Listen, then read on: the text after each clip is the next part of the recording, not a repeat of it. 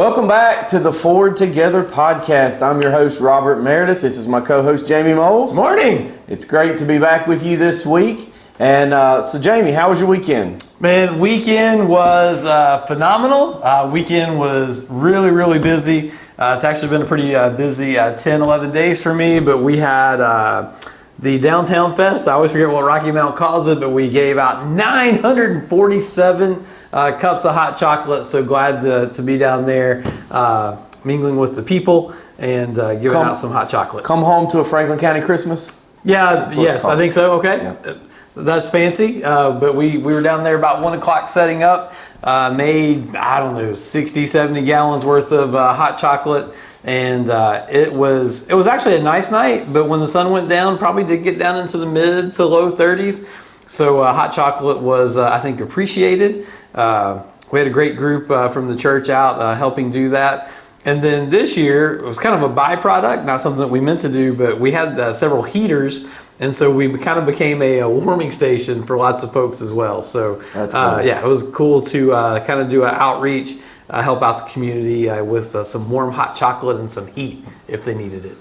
And we weren't able to be there this year, but one of the things that I love about that event is it's an opportunity to connect with different people in the community as they come by, give them a Christmas card, an invite to church, let them know, the church isn't all about just taking and receiving, but we want to give as well. We want to give back to our community. We want to kind of share the Christmas spirit of giving and serving. And so I just think it's a great event. Oh, it was a lot of fun. We had a great team. I won't name everybody because I don't want to leave anybody off if I do it off the top of my head. But just everybody pitched in. It's a lot of hard work, but when you have a great group, a great tribe, makes things it's a lot easier. So really good night. Long day though. I've been there 3 out of the last 4 years, I guess. And I don't like it on Saturday just because it takes the whole day. It was also college football championship day, so I had my little phone playing most of the games. And you're there from now 1, and like it was on Friday. But in my opinion, attendance was, to me, it seemed double of what it had been on past Fridays. So the other thing we noticed too, a lot more, in my opinion, again, not that I have some official count, a lot more vendors, especially on the end of town that we were always out there in front of HEMA's. It was packed. Yeah. And the previous years, not that we're the only ones down there, but like it was packed on our end of the thing. So it probably is better on Saturdays, even if I don't appreciate it. Yeah. Okay. Well, awesome. Well, 'tis the season for lots of extra events and things going on. And so for us, ours I wouldn't say our weekend started Thursday night, but the events we had going on started Thursday night. We had our elected board's Christmas banquet at Hotel Roanoke for the Church of God. Since I'm on the ministries board this term, we were invited to go. We had a really good meal, good fellowship with the fellow ministers and folks that were able to be there. Friday we had our board meeting Friday morning, and then we had Friday night. We had an unexpected thing happen when my daughter Lainey turned her ankle in basketball practice. Saw that yesterday. So she was on crutches and had to go get checked out Friday night at urgent care. But luckily it's just a sprain and it wasn't broken. So that kind of changed my Saturday night plans. I originally wasn't able to come be with you guys like I wanted to because my wife's work had their Christmas banquet Saturday night. And I was supposed to go to that. Well, with Lainey being hurt and leaving them at home by themselves, I decided I better stay home with her, with the kids, and make sure that they're okay. And because it was, in Roanoke and whatnot. So Casey went there. You guys were downtown. I was home watching the kids. So that's kind of how the weekend ended up playing out for me. So in the few years I've been here, what I have realized about Lainey is she needs a bubble. She needs like a bubble suit. And it's basketball season. I know. It seems to be. It's during basketball season where she's. Anyway, let's talk about yesterday. Yesterday was a lot of fun. We had a great service yesterday morning. Church went awesome. We baptized 3, and real excited about that. And then the Christmas parade. Yeah. I tell you, it seemed like it was going to blow us away about 1 o'clock yesterday. But then by 3:30, the wind started dying. It ended up being a beautiful day for the parade. Amazing day. Shout out to Matt at Legacy Remodeling. We did Disney. And so it was a magical day. It was a magical day. Magical. Love Disney. Okay. So, but we did Disney. I was Mickey and Minnie was Stacy. And so on Saturday, they all got together and decorated one of his trailers. And then it was cool. I thought Matt did a great job. So everybody that kind of works at Legacy was there, and their family. So one thing Matt really stresses is work. It's not just work; it's a family. So all the kids and stuff, and we had the float out there, and it was a really good day.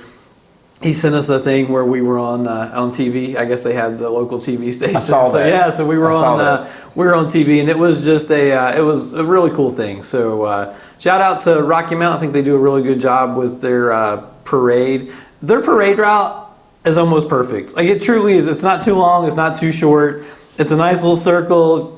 Throw out some candy, but it doesn't feel like it's not like a marathon. So a really, really good day. And the weather, if you think about how cold it was here last week, I was in Savannah, and Savannah would normally be probably 65, 70. We were 45, 50, but I was worried about my house and freezing pipes because it's like 15 degrees here, like one morning. Mm-hmm. So yesterday was 60 degrees. So thank you, Lord, for beautiful weather, warm weather, because I wouldn't have wanted to been in my Mickey costume if it was 20 degrees. Yeah, it was a legit Mickey costume. You look good. You look good. So.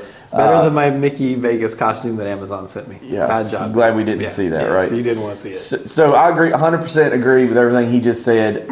God gave us a perfect window from the end of the cold and the rain we have today to get this parade in. It was amazing. And I agree 100% with what he said. It's not too long. It doesn't feel like you're sitting there forever. A little over an hour and the parade was over. So we just watched and enjoyed being there.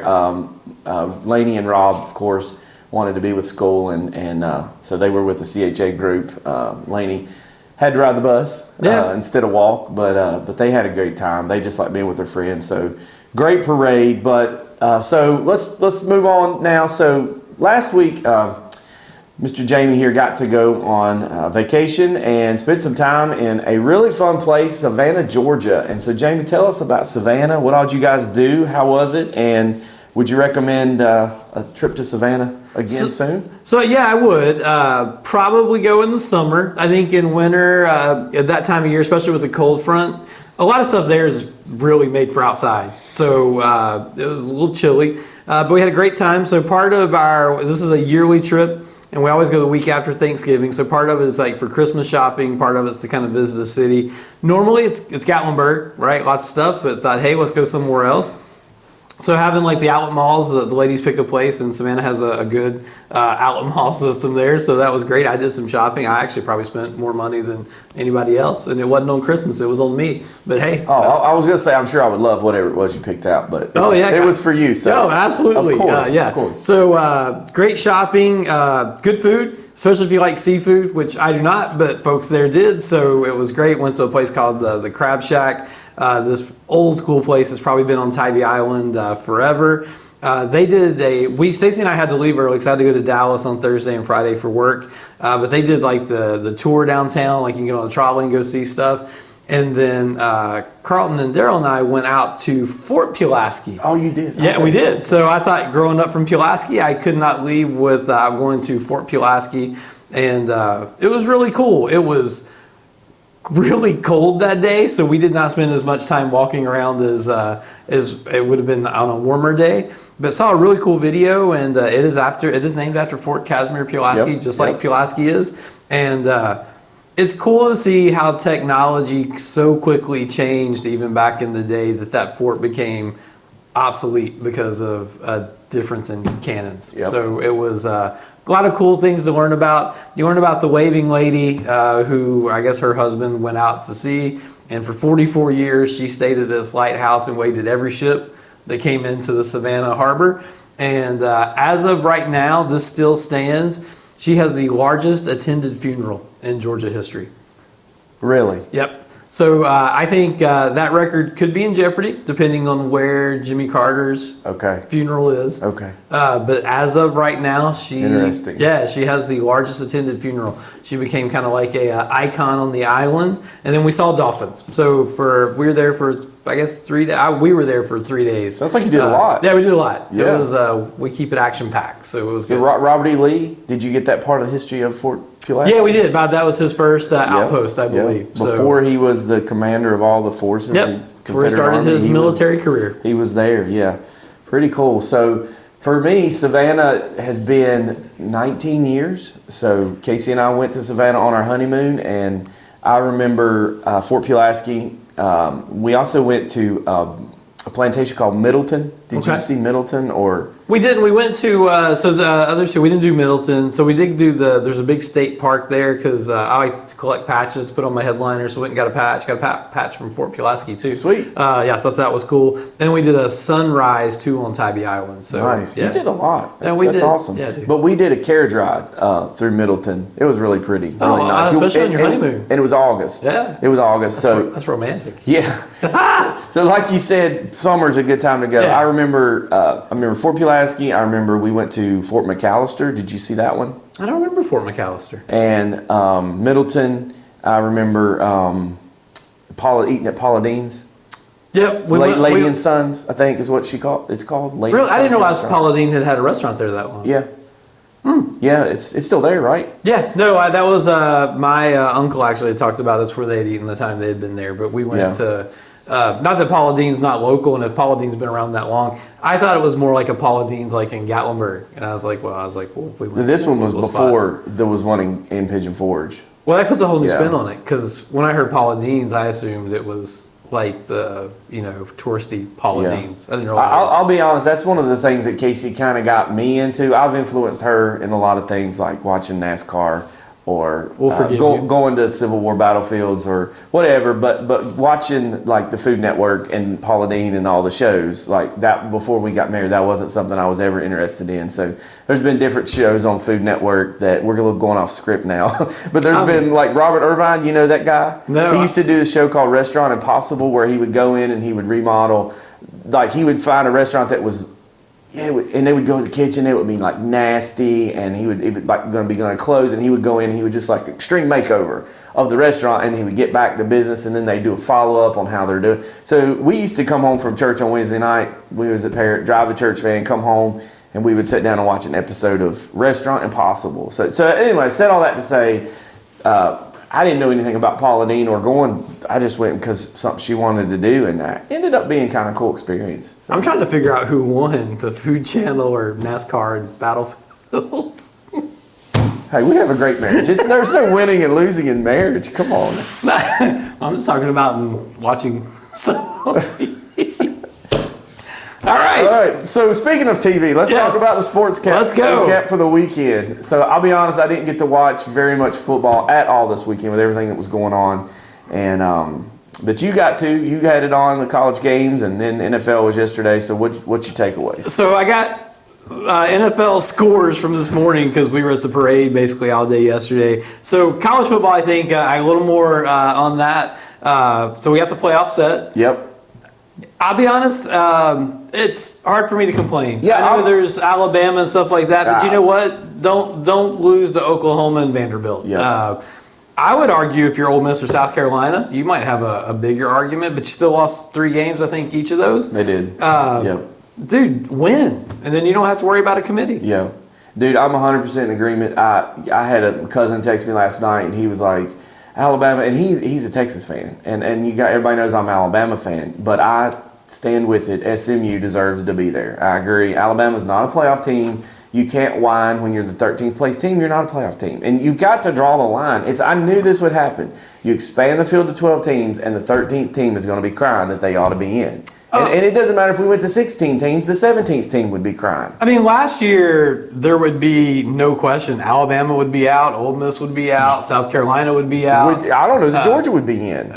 You'd have Oregon for sure. You would have Georgia because they won the SEC title. But Tennessee would be out. I mean, I'm sorry, Texas would be out. Yep. I would even, hot take, I don't actually think that Texas or Penn State deserve to be in it. Even as it is now? Yeah. Who'd they beat? Yeah. No, I mean nobody. I mean, at least Alabama and Ole Miss beat Georgia. True. Which you could. So I don't have the answer to this. I think this will, it's year one, so I think stuff like this is going to work itself out. But the disparity in even interconference of who they play is crazy. Like if you look at Georgia, Alabama, some of those teams, like they did a round robin tournament almost, and you had Texas, who I think played A&M. I think they played one other top 25 team, and No, and A&M wasn't ranked when they played. They barely beat A&M. Yeah, so they got to figure that out a little bit. You could argue, even though I think Indiana deserves it because they did beat who was on their schedule. Indiana played nobody. Penn State when they played a ranked team lost. I don't know. I'm going to be pulling for the underdogs. I'm going to be pulling for your Boise State and your SMU, and me too, just to see what happens. Let's just upset the apple cart, you know. I think it'll be fun. They are going to have to tweak it a little bit. If you look at the playoff thing, and then we can move on because I'm sure it gets talked to death, and don't know how many people care as the playoffs go. But for example, the way it got seeded out, Penn State to get to the Final Four may have to play Boise State and SMU, like if those two teams win. Where if you're, so Penn State got the easy one. And then somebody, I think it was Ohio, I forgot who would have to do this, but they would have to play possibly Ohio State and Tennessee. Again, we're going by names, reputation, but they're definitively easier paths because of the way it ranked out. Yeah. In theory, so we'll see how it plays out. Well, interesting. I think the NIL is. We'll see how this. I'm curious. It's easy to talk about this year. I'm curious to see where we are next year because I do believe the NIL made a lot of big dogs weaker. There's still on any given day. I still believe they have the best. Like your Georgias, Alabamas, Ole Misses had a ton of money. I do believe they have the best starting groups. But just like the NFL, the best team doesn't win a lot of times at the end of the year. It's the healthiest team. Yeah. And right now, unless something changes, it's hard for me to see Oregon losing. Yeah. Okay. Well, we'll see how it all plays out. So we need to wrap this show up. But one thing, late last night, Juan Soto, shocked when I saw his contract potentially. Now, I don't know that this is official, but what I saw breaking news late last night was Juan Soto's contract with the New York Mets. So he's going crosstown from the Yankees to the Mets. 15 years, $756 million. I mean, we're almost to a $1 billion athlete. And don't get me wrong, the dude is an amazing hitter. The Yankees were in the World Series in large part due to Juan Soto being in the lineup. Let's just say it wasn't just him. He was with Stanton and Judge in the middle of that lineup. But the Yankees still lost the World Series with Juan Soto. To me, baseball is the Yankees you're never able to buy a championship. Now, I know the Dodgers spent the money. They had Shohei Ohtani. They won the World Series. But like you just said about healthy at the end of the year, you still have to have a cohesive team in baseball. You've got to have a good locker room. You've got to have so much on the field that it's not just paying this much money. And that's a 15-year contract. Like you made the point earlier when we were talking, he's going to be 41 years old. And he's still going to be making, I don't even know how many hundreds of millions of dollars to play baseball at 41 years old. Yeah, I did a highlight tape and sent it to the Mets yesterday because I feel like they only have about $100,000 left on the payroll. I'll play for that. I don't understand, outside of football, I don't understand where this money is going to continue to come from. Yeah. So NBA ratings are tanking, although I know they just got their massive contract. I believe at some point, and football is really powered off fantasy football and gambling, and so football would be the exception to this. I truly believe there's a crash coming. I don't think that, unless TV rights fully support this, I don't see where baseball in particular, and I believe the NBA is headed in this direction, can continue to keep paying players these almost $1 billion contracts. The majority of people, I think people see Instagram and Facebook and think that how an average American lives, but I don't think that's reality. Right. And so, you're talking, if you take your family of 5 to a baseball game, I mean, for baseball, maybe you're spending $500 or $600. You go to an NBA game, you're probably spending $1,000 now. I don't really understand how they continue to support it long term. Yeah. So that's. I mean, it's like Monopoly money. I don't get it. I don't either. I assume they do it 15 years, not because they expect him to play, but 10 years would be $76 million. So that takes it down to, he's making $45 million a year? Yeah. Give or take a little bit. So. I mean, there's risk in every sport, but you don't know. No one has a crystal ball to know a player's future. Now, Soto has a track record. he is phenomenal. He is a phenomenal athlete. I can't sit here and say that he's not at the top of one of the best hitters, but I mean, just look at how these contracts. You had, it was A-Rod back in the day with a huge contract. Then Machado, then Bryce Harper, and it's like everybody has to one up. Then Trout, and then Ohtani, and now it's Soto, and it's just continuing to grow. Like you said, there may be a crash coming. I read the other day, Luka Doncic, because of the way his contract is, he's always been with the Mavs. He'll become. He potentially can be the first $100 million a year basketball player. Wow. I think at the end of his next max deal. So, how your Warriors doing? Good. They won last night. They had a little bit of a slump. There was a guy, not a star for them, that was really good. He got hurt, and their defense went down. So I think they're kind of trying to rebuild. Seems like Kuminga's coming back. So haven't really had a chance to watch a ton, but they're doing good. I mean, I don't really think they're a title team, but fun to watch. Glad for Steph. Well, good news on this rainy Monday morning. It's only 69 days till the Daytona 500. And then we can talk about racing. 69 days, folks. All right, I got the word of the week here for you. I know Jamie's excited. You're excited about the word, not the Daytona 500. Luke chapter 22, verses 26 to 27. I actually read this early this morning and kind of brought back a thought that someone texted me yesterday. Talking about servanthood, Jesus said in verse 26, he's at the Last Supper here with the disciples, and he's talking about servanthood. And of course, you know, he gets up from the table and he models servanthood for his disciples and puts on a towel, gets down and washes their feet. But he says here, but you shall not be so, but he that is greatest among you, let him be as the younger, and he that is chief as he that does serve. For whether is greater, he that sitteth at meat or he that serves? It is not he that sits at meat, but I am among you as he that serves. And Christ modeled so many different things for us. Yesterday at water baptism, one of the things that we talk about with the folks is that you're following Jesus' example in going and being baptized. In the same way here, Jesus models before us what it means to really be a servant and really be, the leader is the one who is willing to get up and serve and sacrifice and put himself, whether it's in ministry, whether it's for your family, whether it's for, those that are less fortunate. We see a lot of examples of that. I feel like what the team did at the Christmas festival over the weekend was obviously serving the community, and it's so important. And someone texted me this quote yesterday.